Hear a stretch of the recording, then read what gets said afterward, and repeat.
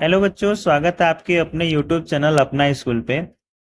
बच्चे, जैसा हमने अध्याय 1 का परिचय देख लिया है और यहाँ पे हमने कुछ प्रश्नावली 1.1 में कुछ प्रश्न किए हैं। ठीक है, आगे के प्रश्नों को हम हल करेंगे। जो हमने यहाँ पे 2 तक कर लिया था। प्रश्न संख्या 2 में पहला और दूसरा कर लिया था, पहला और दूसरा हमने कर लिया था। अब हम यहाँ पे तीसरा हल करेंगे। ठीक है बच्चों, तो तीसरा हल करते हैं। और बाकी के जो परिचय क्लास है वो परिचय क्लास मैंने फर्स्ट वीडियो में, पहला वीडियो जो हमारा है वो परिचय पे ही है, आप उसको जाकर के एक बार देख लो। तो सारे नंबर्स क्या होते हैं, सम संख्या विषम संख्या, ये सारे नंबर्स का पूरा पूरा जानकारी हमने फर्स्ट पहला वीडियो में दे रखा है। ठीक है बच्चों, तो वहां पे हमने पहले वीडियो में प्रश्नावली 1.1 में कुछ प्रश्न भी हल किए हैं। ठीक है, तो आगे हम यहाँ पे उसी को आगे लेकर के चलते हैं। जो बचे हुए प्रश्न हैं 1.1 प्रश्नावली में, वो सारे यहाँ पे हम करेंगे। ठीक है बच्चों, तो हमने यहाँ पे प्रश्नावली संख्या 1.1 में पहले क्वेश्चन, दूसरे प्रश्न में पहला हल हो गया और हमारा दूसरे को भी हल कर दिया। बचा हुआ हमारा तीसरा है, तो तीसरे को अब हल करते हैं। ठीक है बच्चों, तीसरे में देखो यहाँ पे पूर्णांक लिखा हुआ है। पूर्णांकों के निम्नलिखित युग्मों के एचसीएफ और एलसीएम ज्ञात कीजिए तथा इनकी जांच कीजिए कि दो संख्याओं का गुणनफल एचसीएफ गुणे एचसीएफ एलसीएम एचसीएफ गुणे एलसीएम है। तो इसमें पहला और दूसरा हमने कर दिया है, आप दूसरे लेक्चर में देख सकते हो। अब यहाँ पे हम तीसरा करने की कोशिश करेंगे। ठीक है बच्चों, तीसरा लिखा हुआ 336 और 554। ठीक है, 336 और 554 हल करते हैं यहाँ पे। ठीक है बच्चों, तो तीसरा प्रश्न संख्या हमारा कौन सा है? हमारा ये प्रश्न संख्या हमारा 3 है। प्रश्न संख्या 3 है, मतलब दूसरे का 3 है। कुछ प्रश्न संख्या दूसरे का ये तीसरा है। करते हैं, यहाँ पे लिखा हुआ है क्या, 336, 336 और 336 और 54, 50, यहाँ पे 54। इनका हमको लघु पहले एलसीएम और एचसीएफ निकालना पड़ेगा। ठीक है, तो इसका हम लघुत्तम समापवर्तक और महत्तम समापवर्तक निकालते हैं। ठीक, पहले आपको ऐसे निकालना बताया मैंने, एक बार करते हैं। ठीक है, 336 का हम लघुत्तम समापवर्तक निकालते हैं। ठीक है, एलसीएम जिसको हम बोलते हैं। तो निकालते हैं, कैसे निकालते हैं? सबसे पहले उसे देखो, 2 से करेंगे। 2 एक कम 2। ठीक है बच्चों, एक बचा यहाँ पे, तो इसको दे देंगे, तो ये हो जाएगा 13। दो एक कम दो, 2 आ गया, 3 है, ये 13 हुआ, तो 2 छके 12, 12 एक बचा, तो 2 अट्ठे 16। ठीक है बच्चों, 2 से करेंगे तो 2 अट्ठे 16 और 2 चौको 8। फिर 2 से करेंगे, जब तक ये 2 से भाग जाएगा तब तक 2 से हम इसको भाग जाएगा, मतलब जब से इसमें देखना होता है कि सबसे छोटी संख्या लेनी होती है, और वो संख्या से जब तक पूरा पूरा भाग चला जाता है तो हम तब तक उसको करते रहते हैं। जैसे ही उससे भाग नहीं होता है, फिर हम उसको उससे बड़ा नंबर चेक करते हैं, फिर उससे बड़ा नंबर चेक करते हैं। तो यहाँ पे अभी तक तो 2 से भाग जा रहा है, तो हम 2 से करते रहेंगे। 2 चौको 8 और 2 दूना के 4। फिर 2 से करेंगे, 2 दूना के 4 और 2 एक कम 2। ठीक है बच्चों, इतना आ गया समझ में? इतना हमने कर लिया।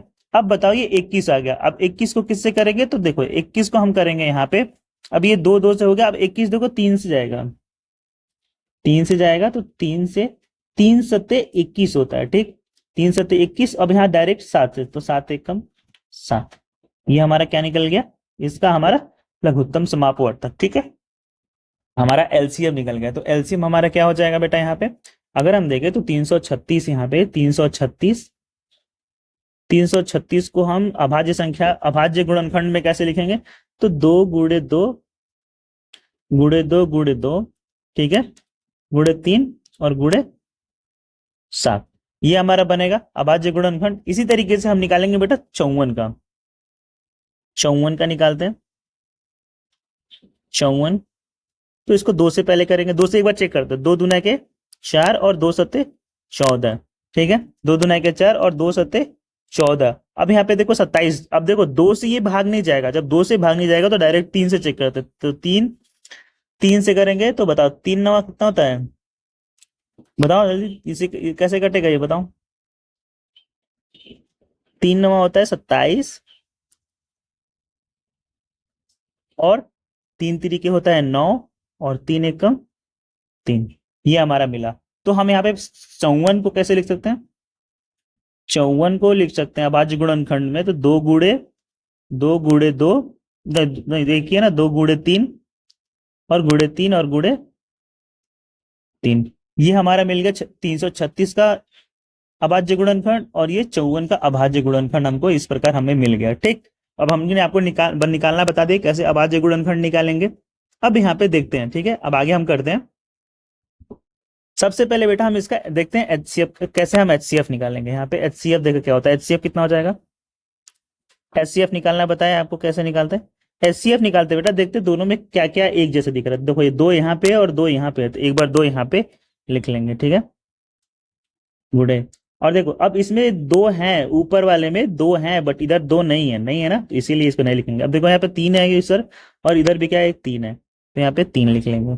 ठीक है, अब देखो ना ऊपर में कोई एक जैसा दिख रहा है, नीचे में कोई एक जैसा, देखो 3 इधर है तो 3 इधर नहीं है, और 2 इधर है तो 2 इधर भी नहीं है, तो ये हमारा हो जाएगा एचसीएफ, यानी कि हमारा एचसीएफ कितना हो जाएगा, 2 3 6। ठीक, हमारा एचसीएफ हो जाएगा 2 3 6। अब यहाँ पे एलसीएम कितना हो जाएगा, एलसीएम निकालते हैं, मतलब लघुत्तम महत्तम समापवर्त तक निकाल दिया, पर हम निकालेंगे यहाँ पे एलसीएम। एलसीएम क्या होगा, देखो 2 गुणे 2 देखो यहाँ पे 1 2 3 4। चलो बेटा देखो एलसीएम क्या होगा, एलसीएम जो होगा वो होगा 2 गुणे 2 गुणे 2 गुणे 2। ठीक है, 1 2 3 4 और 1 2 3, 3 इधर है, 1 2 3 3 इधर है, तो 3 गुणे 3 गुणे 3 और गुणे इधर गुणे 7। ठीक है, लास्ट में यहाँ पे गुणे 7। ठीक है बेटा, जब हम इनका पूरा मल्टीप्लाई करेंगे, 2 दूना के 4, 4 दूना के 8, 8 दूना 16, ठीक है, 16 दूना 32, 16 3 48, 48 यहाँ पे हम मल्टीप्लाई करेंगे पूरा, जब हम गुणा करेंगे तो हमारा जो आंसर आएगा, हमारा अगर इनको मल्टीप्लाई करें तो हमारा आंसर आएगा 3024। कितना जाएगा बेटा, 30 24। ठीक, ये हमारा निकल गया एलसीएम। ठीक है, एचसीएफ और एलसीएम हमने निकाल लिया। अब हम इसका देखते हैं एलसीएम एचसीएफ निकालने के बाद यहाँ पे हम देखेंगे जो संख्या हमको दी गई है वहां पे, तो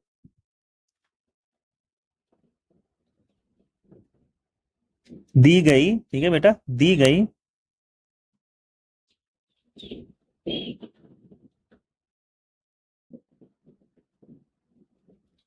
संख्याओं का गुणनफल,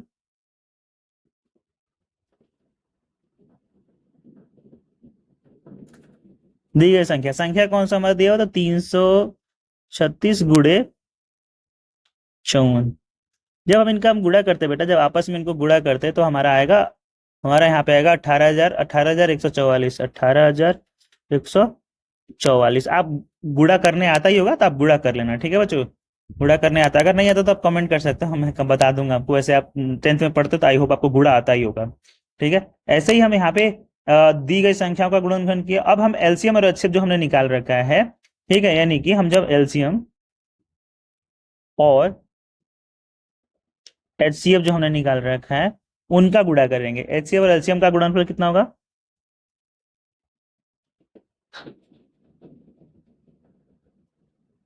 एलसीएम और एचसीएफ का गुणनफल कितना हो जाएगा, तो हमारा निकाला 6 गुणे 30 24, 30 24। जब इनका भी हम निकालेंगे बेटा तो ये हमारा निकलेगा 1844, 1844। देखो अब यहाँ पे हमने 1844 इधर भी आ गया, दी हुई संख्याओं का गुणनफल, और यहाँ पे जो हमने एलसीएम एचसीएफ निकाला उसका भी गुणनफल। अब देखो दोनों क्या हो रहा है, बराबर आ रहा है। यहाँ पे हम लिख सकते हैं कि दोनों संख्याओं का गुणनफल HCF is equal to LCM, ठीक है, नहीं कि दोनों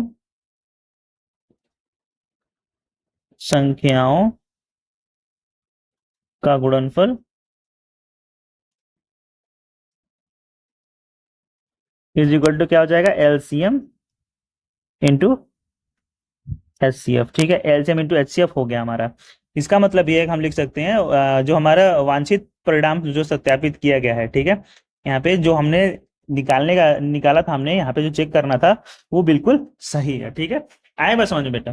तो ये हमारा क्वेश्चन नंबर सेकंड, जो हमारा प्रश्न संख्या था, प्रश्नावली 1.1 की जो प्रश्न संख्या 2 था वो पूरी तरीके से कंप्लीट हो चुका, पूरी तरीके से हमने इसको हल कर दिया। अगर बच्चों आपको इसमें कोई प्रॉब्लम होती है तो आप हमारे कमेंट सेक्शन में जाके कमेंट करो। ठीक है, आगे के क्वेश्चन हम करते हैं यहाँ पे, जो भी आगे के क्वेश्चन उसको करने की प्रयास करते हैं। चलो बच्चों, अब हम यहाँ पे प्रश्नावली 1.1 का प्रश्न संख्या 3 को हल करते हैं। प्रश्न संख्या 3 को हल करते हैं, आप एक बार पढ़ लो। अभाज्य गुणनखंड विधि द्वारा निम्नलिखित पूर्णांकों के एलसीएफ और एलसीएम ज्ञात कीजिए। ठीक है, एलसीएम और एचसीएफ ज्ञात करना है अभाज्य गुणनखंड विधि द्वारा। अभाज्य गुणनखंड विधि द्वारा आपको मैंने बताया था कैसे करना है। चलो एक बार करते हैं। पहले लिखा हुआ पहला, इसका हम प्रश्न संख्या 1, प्रश्न संख्या 1 में कह रहा है 12, 15 और 21। ठीक है, 12, 15 और 21, यहाँ पे 12, 15 और 21। ठीक है, और 21 का हमको यहाँ पे अभाज्य गुणनखंड निकालना हुआ, निकालना है। तो अलग अलग निकालते, ठीक है, निकालते अलग अलग। पहले 12, पहले हम 12 का निकालते। ठीक है,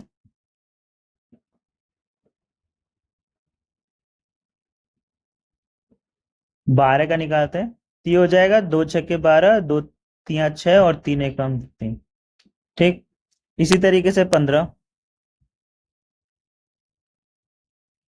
ये डायरेक्ट कटेगा 3 से, 3 5 15 और 5 एकम 5। इसी तरीके से 21। ठीक, 21 का होगा बेटा 2 से नहीं, 3 सत्ते 21 और 7 एकम 7। ये हमने निकाल लिया। ठीक है बच्चों लोग, अब यहाँ पे देखो हम क्या करते हैं, 2 गुणे 2 यानी कि 12 बराबर 2 गुणे 3, ये अभाज्य गुणनखंड। अब हम 3 का यहाँ 15 का 15 में निकालेंगे। देखो 3 गुणे 3। ठीक है, अब यहाँ पे 21 का निकालेंगे, 21 यानी कि 3 गुणे 3, ये 3 गुणे 7, ये हमारा अभाज्य गुणनखंड निकल गया। अब यहाँ पे हमको एचसीएफ निकालने के लिए बेटा क्या करना पड़ा है, क्या करना पड़ेगा। देखो अगर हम एचसीएफ निकालते हैं, एचसीएफ ध्यान से देखना, एचसीएफ निकालेंगे तो जो तीनों गुणनखंड हमने निकाला, तीनों जो अभाज्य गुणनखंड निकाला, उन तीनों में देखेंगे एक जैसा कौन दिख रहा है, 3 3। ठीक है बच्चों, यहाँ पे 3, यहाँ देखो पहले में 3 कॉमन है, दूसरे में भी 3 कॉमन है, मतलब यहाँ पे हम अच्छे से लिख देते हैं। देखो पहले में क्या कॉमन है, तो पहले में हमको यहाँ पे 3 कॉमन दिख रहा है, मतलब एक जैसे दिख रहा है। यहां से 3 निकल रहा है और यहां से भी हमको 3 मिल रहा है। ठीक है, 3 3 3 हमको 3 मिल रहा है यहाँ पे। तो इसका मतलब है जो हमारा 3 होगा यहाँ पे, यानी कि हमारा एचसीएफ कितना हो जाएगा, 3। जो संख्या सभी में दिखे एक जैसे, उस संख्या को हम यहाँ पे एचसीएफ ले लेते हैं। तो एचसीएफ इज इक्वल टू कितना हो जाएगा हमारा, 3। अब इसको हम एलसीएम निकालते हैं। ठीक है बच्चों, एचसीएफ निकाल लिया तो हम यहाँ पे एलसीएम निकालते हैं। देखो बच्चों, यहाँ पे 2 किसी में कॉमन नहीं है यहाँ पे, तो यहाँ पे 2 गुणे 2, 3 एक बार है, एक बार सब में कॉमन है, तो 3 गुणे यहाँ पे 3। ठीक है बच्चों, दो यहाँ पे गुणे हमको 3 मिल गया। अब इसी तरीके से जो 5 है और 7 है, यानी कि 5 गुणे 7, इनको जब आपस में गुणा करते हैं हम, तो हमको मिलेगा यहाँ पे गुणा करने पे हमको मिलेगा 420। ठीक है, 2 गुणे 2, 3 गुणे 3 गुणे 7 गुणे 5, और यहाँ पे मिलेगा 420, 420। ठीक है, तो हमने यहाँ पे एलसीएम भी आपको निकाल करके बता दिया, 12 15 और 21 का एलसीएम, और 12 15 21 का एचसीएफ, और यहाँ पे एलसीएम। ठीक है, एचसीएफ हमारा 3 आया और एलसीएम हमारा आया यहाँ पे 420। ठीक है बच्चों, आया समझ में। अब आगे का दूसरा क्वेश्चन करते, 17 23 और 29 का हम आगे हम करते हैं। ठीक है, आगे हम यहाँ पे करते हैं इसका। आगे हमारा क्वेश्चन है दूसरा हमारा प्रश्न संख्या यहाँ पे इसी का दूसरा कर रहा है। दूसरा में क्या दिया हुआ बच्चों, तो दूसरा में दिया, दूसरा क्वेश्चन है हमारा 17, 23 और 29 के गुणनखंड, इसका निकालना है। तो 17 का निकालते हैं। तो 17 का जब हम निकालेंगे, तो 17 एक अभाज्य संख्या है, तो 17 का पहाड़े में 17 बार में ही आएगा, 17 एकम 17। इसी तरीके से हम 21 23 का निकालते हैं। 23 भी एक अभाज्य संख्या है, जिसका हमको होगा 23 एक बार में 23 एकम 23। 29 का अगर हम निकालते हैं तो हमारा 29 का निकलेगा। 29 भी एक अभाज्य संख्या थी, ये डायरेक्ट 29 एकम 29। ठीक है, यहाँ पे हमारा क्या बनेगा, तो ये बनेगा देखो 17 गुणे 1 यानी कि 17 बराबर, और दूसरा 23 बराबर 23 गुणे 1। ऐसे ही तीसरा 29 का देखेंगे, 29 इज इक्वल टू 29 गुणे का 1। हमारा ये मिल गया। आई बात समझ में बच्चों? तो यहाँ पे देखो सब में एक जैसे क्या है तो 1 है, यानी कि हमारा HCF क्या हो जाएगा, HCF is equal to 1। LCM क्या होगा, एलसीएम हम निकालते हैं तो एलसीएम हमारा बनेगा 17 29 और ये, यानी कि 17 गुणे 23 23 गुणे 29। ठीक है बच्चा, अब जब हम इसका हम मल्टीप्लाई करेंगे, जब हम इनका गुणा करेंगे तो गुणा हमारा बनेगा 11,339। 11,339। आप गुणा घर पे कर लेना, ठीक है। 11,339 हमने HCF भी निकाल लिया और हमने यहाँ पे LCM भी निकाल लिया। आया बात बच्चों समझ में? इसी तरीके से हम तीसरा क्वेश्चन इसका ट्राई करते हैं। तीसरा क्वेश्चन कैसे करेंगे देखते हैं। इसी तरीके से बच्चे हम तीसरे का करते हैं। तीसरा आसान है। तीसरा यहाँ पे कह रहा है कि 8 9 और 25 का हमको गणनखंड निकालना है, एलसीएम और एचसीएम निकालना है। तो 8 का करो, 8 का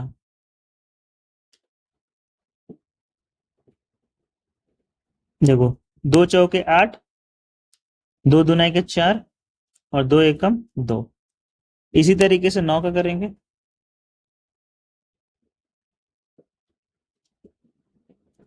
3 तरीके 9 और 3 एकम 3। बिल्कुल सेम इसी तरीका 25 का करेंगे,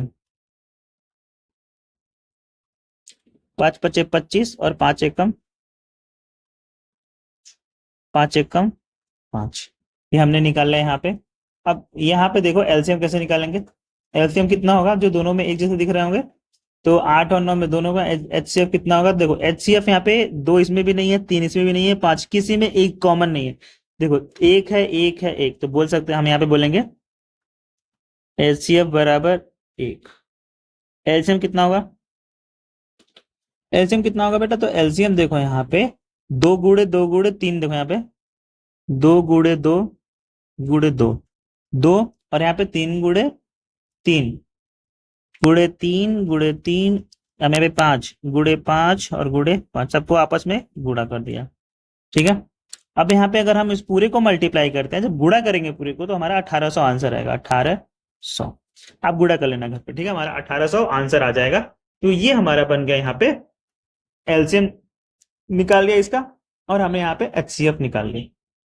तो इस तरीके से हमारा जो प्रश्न संख्या था हमारा 3, प्रश्न संख्या 3 था, जिसमें हमें अभाज्य गुणनखंड विधि द्वारा हमें एलसीएम और HCF निकालना था, वो हमने पूरी तरीके से हल कर लिया। ठीक है, अब हम करते हैं प्रश्न संख्या 4। प्रश्न संख्या 4 में देखो क्या दे रखा है बेटा। प्रश्न संख्या 4 को आप पढ़ो और उसको करने की कोशिश करते हैं। कह रहा कि HCF दे रखा है यहाँ पे 9 और दिया है एलसीएम जो हमें दिया है यहाँ पे, तो ज्ञात कीजिए। क्या ज्ञात करना देखते हैं।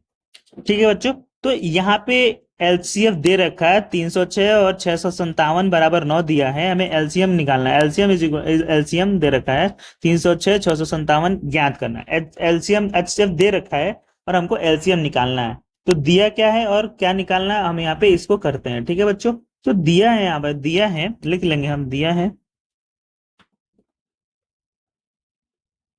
क्या दिया है, तो HCF 306 और 657 बराबर 9 दिया है। ठीक, इतना दिया है। अब हम यहाँ पे ज्ञात करना में क्या ज्ञात करना है, हमको ज्ञात करना बेटा। क्या ज्ञात करना है, तो 306 और 657 का एलसीएम ज्ञात करना है। एलसीएम कितना होगा, ठीक है, एलसीएम कितना होगा दिया हुआ है। अगर हम यहाँ पे देखो, अब दो संख्याओं का गुणनफल करें, हम जानते हैं कि दो संख्याओं का गुणनफल, ठीक है, यानी कि दो संख्याओं का गुणनफल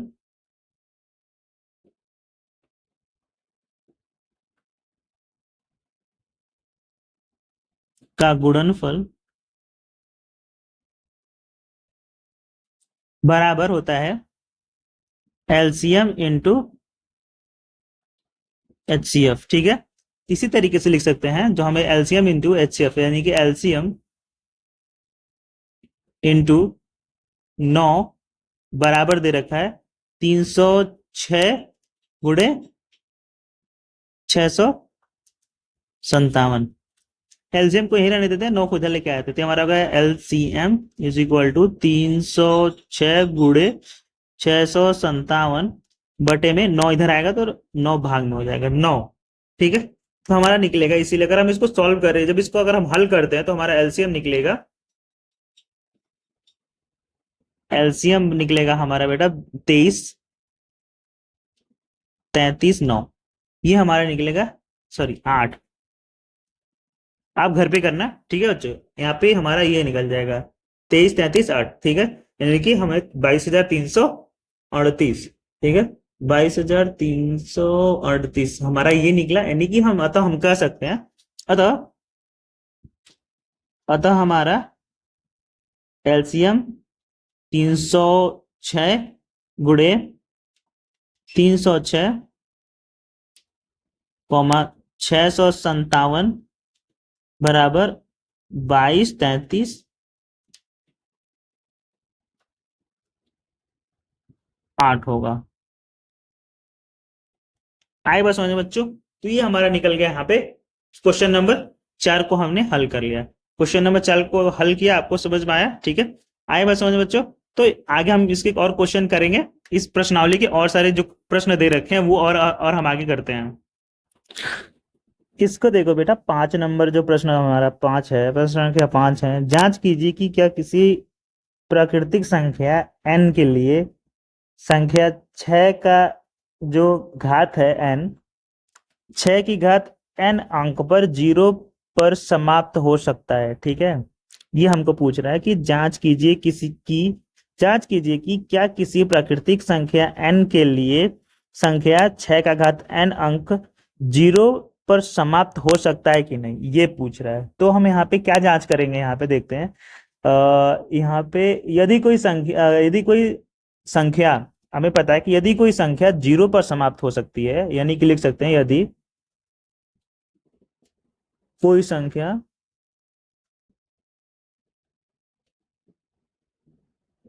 0 पर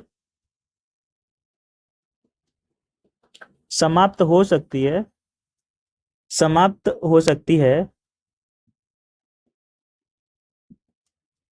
ठीक है, 0 पर समाप्त हो सकती है, तो वह हमें देखो 10 से विभाजित होगी। ठीक है, यानी कि होती है, यानी तो वह 10 से विभाजित होती है। ठीक है, तो वह 10 से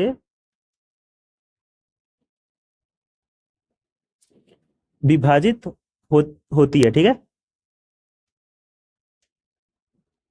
10 से विभाजित होती है, या दूसरे शब्द में कह सकते हैं कि वह संख्या जो है वो 2 गुणे 5 से विभाजित होगी, या 2 गुणे 5 से विभाजित होगी।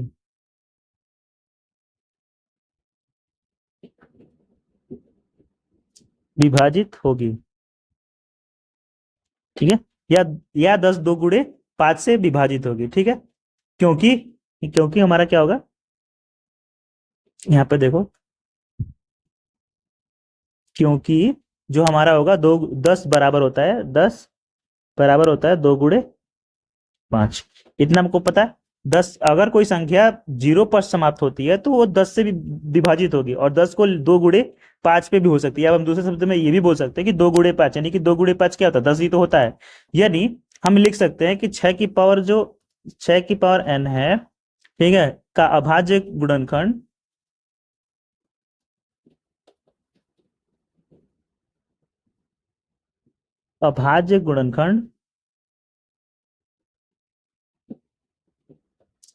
गुणनखंड होगा बराबर 2 गुणे 3 की पावर n। ठीक है, यानी कि हम बोल सकते हैं यहाँ पे 2 की पावर n गुणे 3 की पावर n। ठीक, यदि यहाँ पे देखो 6 की पावर n के अभाज्य गुणनखंड में 5 नहीं है, यहाँ पे देखो इन दोनों गुणनखंड में 5 तो है ही नहीं, 2 गुणे 3 है, 5 है नहीं, ठीक है। यानी कि 6 में 6 को हम 5 तो आएगा ही नहीं, 5 कभी भी अगर इसका अभाज्य गुणनखंड लिखोगे तो 2 गुणे 3 ही आएगा, ठीक है, 2 गुणे 3 आएगा, ठीक है, 2 गुणे 3 आएगा। अगर 2 गुणे 3 आ रहा है तो इसका मतलब यहाँ पे 5 तो आ नहीं रहा है, लेकिन हमको जीरो बनाने के लिए 5 की आवश्यकता होगी। 2 तो है लेकिन 3 की जगह पे अगर 5 हो जाता है तो वो जीरो पे समाप्त हो जाता है। अब यहाँ पे जीरो पे समाप्त नहीं होगा। अगर हम 6 का अभाज्य गुणनखंड निकालते हैं तो 2 गुणे 3 आता है। इसी तरीके से हम ये बोल सकते हैं कि क्या होगा, 2 की पावर 3 और 3 की पावर n, यानी कि यहाँ पे 5 की पावर n होता है, तो हम बोल सकते थे कि ये जीरो पे समाप्त होती, ठीक है। अतः इस प्रकार हम ये बोल सकते हैं कि जीरो पर समाप्त नहीं होती। अतः लिख सकते हैं अतः यहाँ पे किसी भी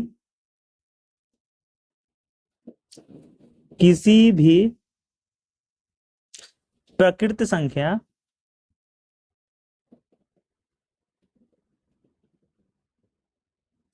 प्रकृत संख्या n के लिए संख्या जो हमारा 6 की पावर n जो है अंक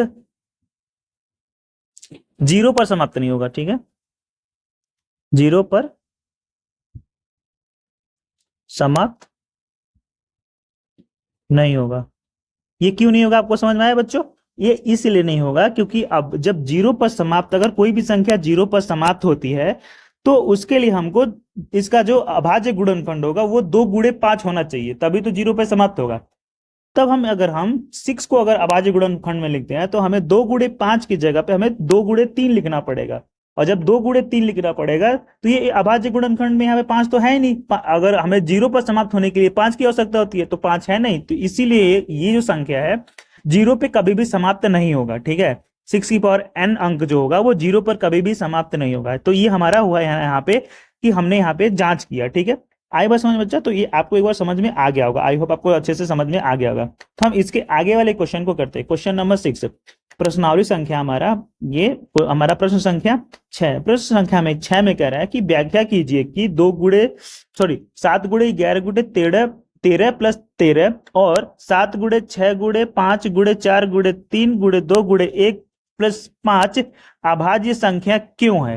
ये हमको बताना है कि ये अभाज्य संख्या क्यों है। चलो आगे हम देखते हैं इसको कैसे करते हैं। यहाँ पे अभाज्य नहीं भाज्य चेक करना था, सॉरी भाज्य चेक करना है। तो हमें ये पता करना है कि भाज्य संख्या क्यों है। तो आपको पता है बेटा कि भाज्य संख्याओं के 2 से अधिक भाजक होते हैं, ठीक है, भाज्य संख्याओं के 2 से अधिक भाजक होते हैं। दी गई संख्या क्या है हमारा, दी गई संख्या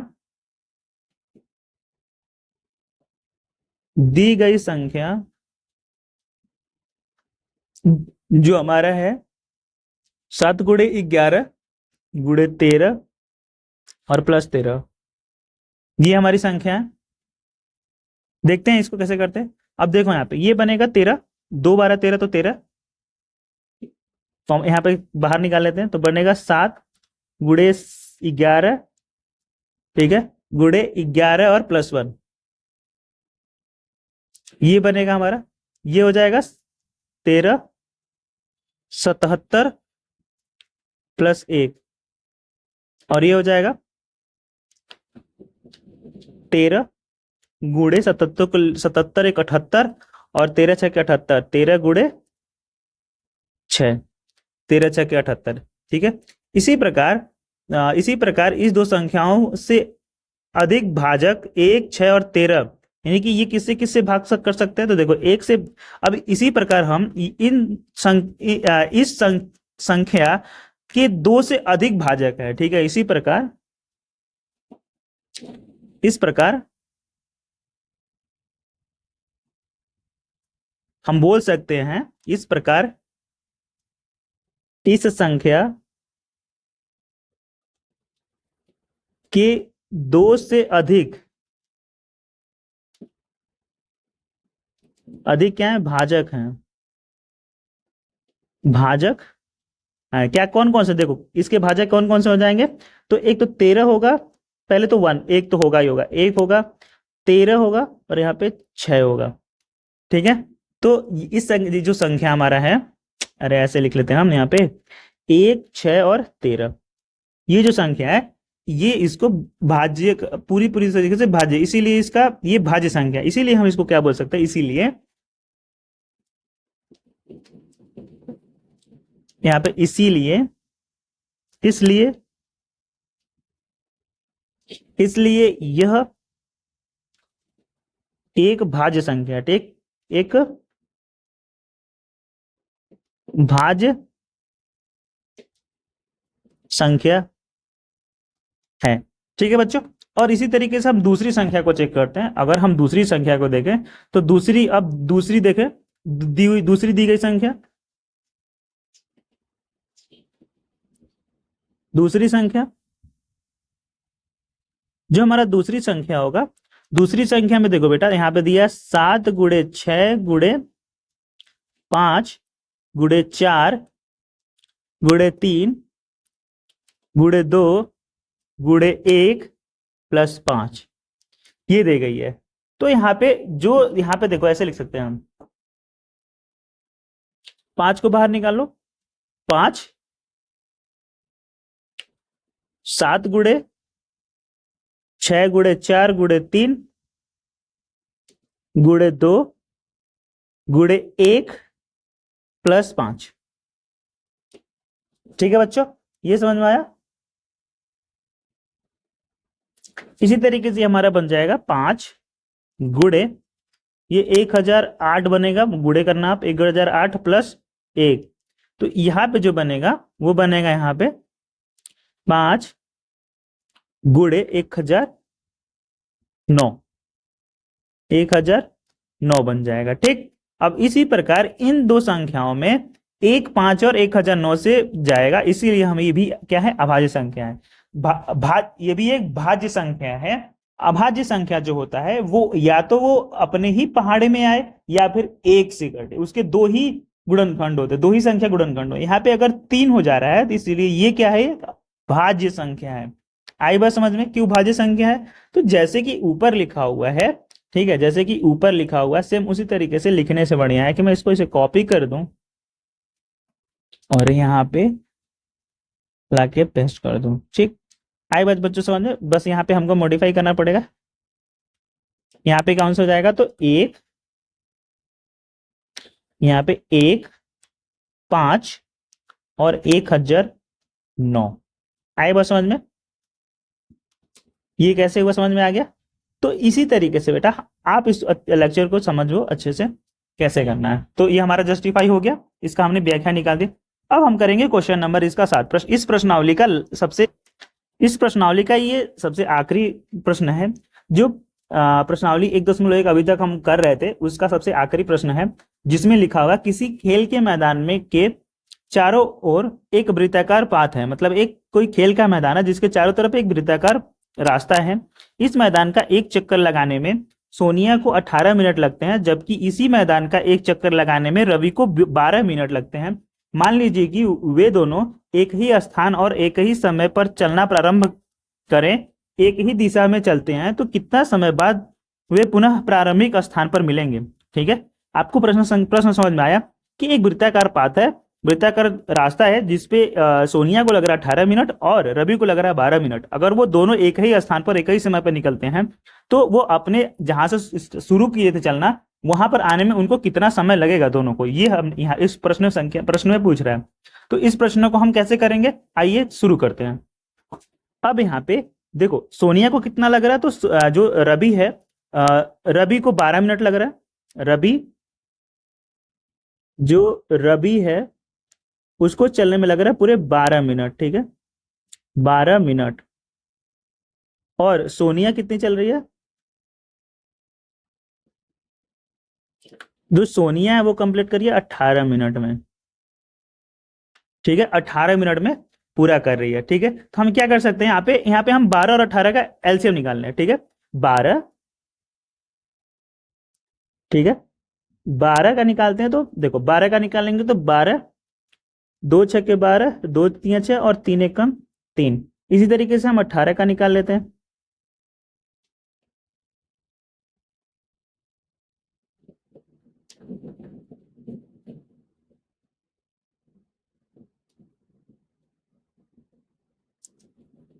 18 का निकालते हैं तो 2 से 2 9 18, 3 3 9 और 3 1 3, ये हो गया। अब इसका हमारा 18 का 12 का निकला हमारा 12 बराबर 2 गुड़े 2 गुड़े 3, और 18 का कितना निकला, तो 18 में निकला हमारा 2 गुड़े 3 गुड़े 3, ये हमारा 12 और 18 का एलसीएम हमारा ये निकल गया एलसीएम। अब यहाँ पे दोनों का अगर हम एलसीएम निकालें तो एलसीएम बराबर हो जाएगा यहाँ पे 2 गुड़े 2, 2 गुड़े 2 गुड़े 3 गुड़े 3, ठीक है, 2 गुड़े 2 गुड़े 2, 2 गुड़े 2 और 3 गुड़े 3, 3 गुड़े 3, ठीक है।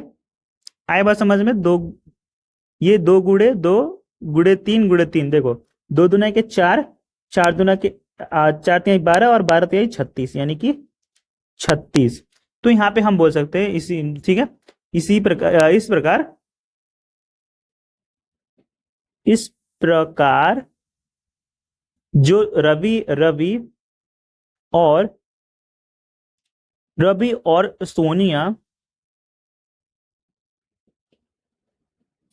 सोनिया 36 मिनट में 36 मिनट में क्या होगा, दोनों अपने प्रारंभ स्थान पर होंगे, ठीक है, दोनों अपने